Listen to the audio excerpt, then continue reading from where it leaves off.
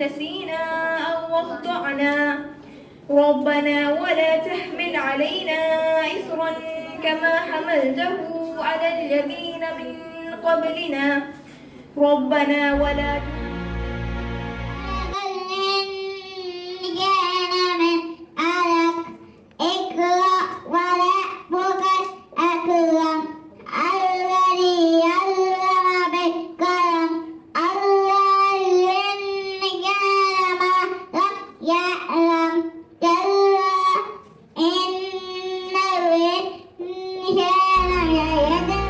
warahmatullahi wabarakatuh. My name is Fatima Zahra. Bismillahirrahmanirrahim.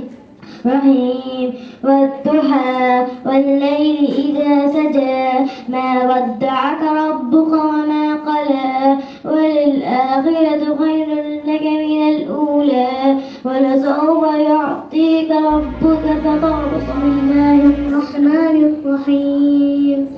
لا أقسم بهذا البلد وأنت حل بهذا البلد ووالد وما ولد لقد خلقنا الإنسان في كبد أيحسب أن لن يقدر عليه أحد يقول أهلكت مالا لبدا أيحسب أن لم يره أحد ألم نجعل له عينين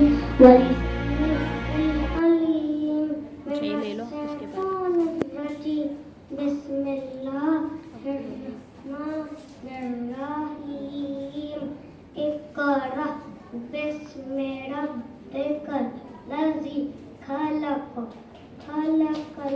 الإنسان من علق اقرأ وربك الأكرم الذي علم بالقلم علم الإنسان ما لم يعلم كلا من الشيطان الرجيم. بسم الله الرحمن الرحيم. يا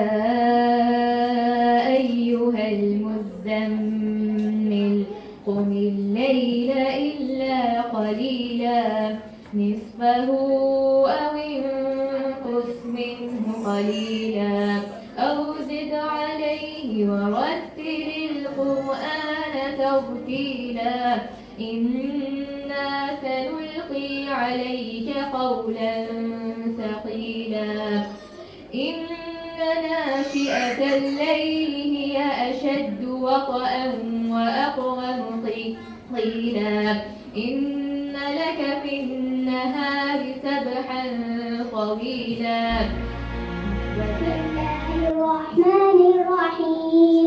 والسماء والطارق وما أدراك ما الطارق النجم الثاقب إن كل نفس لما عليها حافظ فلينظر الإنسان مما خلق من ماء دافق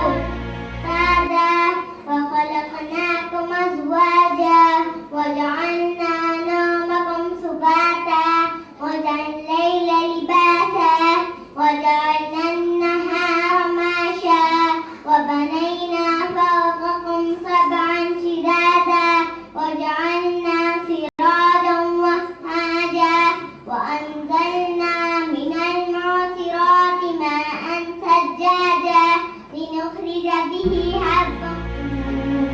اقرأ باسم ربك الذي خلق الإنسان من علق اقرأ ربك الأكرم الذي علم بالقلم علم الإنسان. My name is Amina Munaf and today I will be speaking about the Islamic hero who inspired me. When I think of the word hero, I don't picture someone with super strength or a cape. I think of someone who have changed lives, not by force, but by character. For me, that hero is Prophet Muhammad sallallahu alaihi wasallam. He wasn't born into wealth or power. He was orphaned young, worked as a shepherd and trader, and faced rejection with the very people he grew up with. But what he had was stronger than status. He had integrity. Umar radiallahu anhu was one of the closest companions of Prophet Muhammad and sallallahu alaihi wasallam. He was known for his courage, honesty, and strong faith in Allah. Even though he was very powerful, he was humble and cared deeply for poor people and those in need. The light of the world, a legacy of mercy. Assalamu alaikum wa rahmatullahi wa barakatuh. Respected judges and my dear fellow sisters. My name is Shifat Antafaki, and today the topic I've chosen is the Islamic hero who inspires me. Think about this. We often turn to the stars, to history books, or to the digital screens in our pockets to look for someone to admire. We look for bravery, for wisdom, and for courage.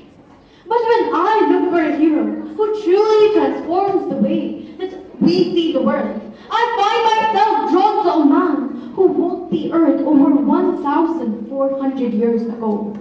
A man whose influence is not just a memory, but a living, breathing pulse in the hearts of billions. Yes, my hero is the Prophet Muhammad sallallahu alaihi wasallam. अस्सलामु अलैकुम वरहमतुल्लाहि वबरकातुहू। मेरा नाम अशफिका वसीम है और आज मैं जिस मौजू पर बात करने आई हूँ वो एक सहाबी हैं जिनका नाम है हज़रत मूसा बिन उमैर रज़ियल्लाहु अन्हु। हज़रत मूसा बिन उमैर रज़ियल्लाहु अन्हु की ज़िंदगी हम सब के लिए एक बहुत बड़ी मिसाल है।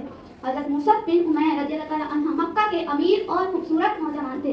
लोग इनके कपड़ों, खुशबू और शख्सियत की तारीफ करते थे, लेकिन इनके पास वो सब कुछ था जिसका एक नौजवान ख्वाब देखता था। लेकिन जब इन्होंने इस्लाम कबूल किया तो सब कुछ बदल गया। इनके घर वालों ने इनसे नाराजगी इख्तियार कर ली, इनकी आसाइश छीन ली, मगर The most gracious, the most merciful, respectable teachers, judges, and dear sisters, Assalamu alaikum. And a very warm welcome to everyone here today. Today I will talk about Holy Quran.